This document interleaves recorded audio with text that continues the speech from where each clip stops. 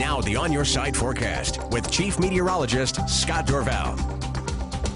Frigid indeed. It has been that way for the past few days. Our high temperature today in Boise, 14. Normally we're at 38 degrees, so way below average. You see that record high set back in 1960. And here's the number, -7 this morning. So I looked back in the records to find when the last time we were as cold as -7. Had to go all the way back to January 5th. 1991 when the temperature dropped to -12.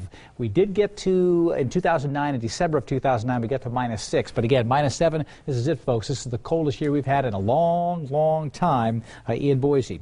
Notice the record low temperature still in that coldest year, 1972. It was 21 degrees below zero. Let's take a look at the other numbers around the region, and you'll see this incredible low temperature of -14 in Ontario, -11 in Baker City, but I believe it was close to -20 or colder in Baker City the day before. That huge Arctic blast swinging on in, -21 in Stanley, 9 below zero in Haley this morning, and the breeze is still blowing out in some of these locations. It is cold. There are the clear skies up there in Haley.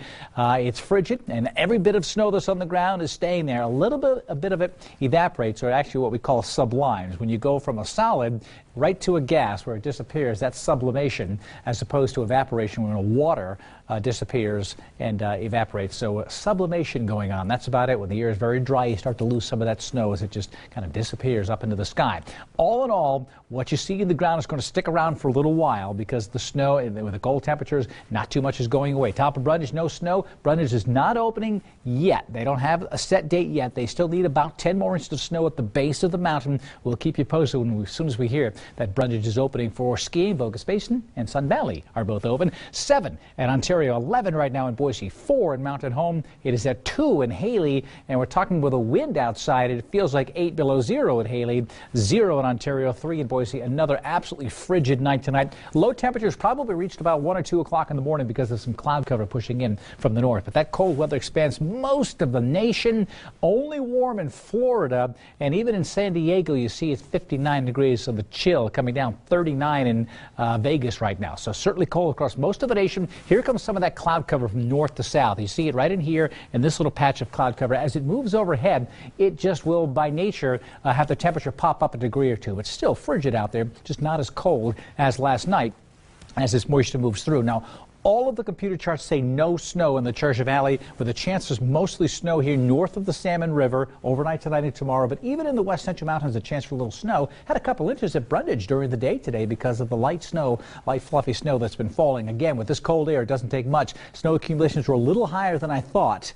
But I mentioned on Friday that it could be higher because it is so cold. The snow is just so fluffy, and it accumulates a lot more. And that was certainly the case. It's already settled down. It's only about 2/3 of what it was before when you look at the snowfall on the ground right now. But this cloud cover could bring a few snow flurries into the valley tomorrow. I don't think it's really going to happen. High pressure is kind of shutting off that direct flow of moisture, really what we need to get big storms. So the moisture goes to the north and it weakens, and these little disturbances come on through. Then they strengthen again to our east and hit the east coast with heavy snow and rain, and that'll probably continue. Look at this forecast as it goes through Tuesday and Wednesday. Just a few clouds drifting through, nothing major. Even this moisture offshore here could give us some snow showers during the day on Friday, but it's not going to be a big snow, but some light snow is possible. So cold air certainly lingering across the northwest. Here's that dip in the jet stream for late in the week on Friday, which could bring in some snow showers. And our temperatures may warm up Boise eastward, but I really think it's going to stay frigid and icebox in the western lower valley. So flurries are possible tomorrow, but most places probably won't see them. 17 for high in Meridian,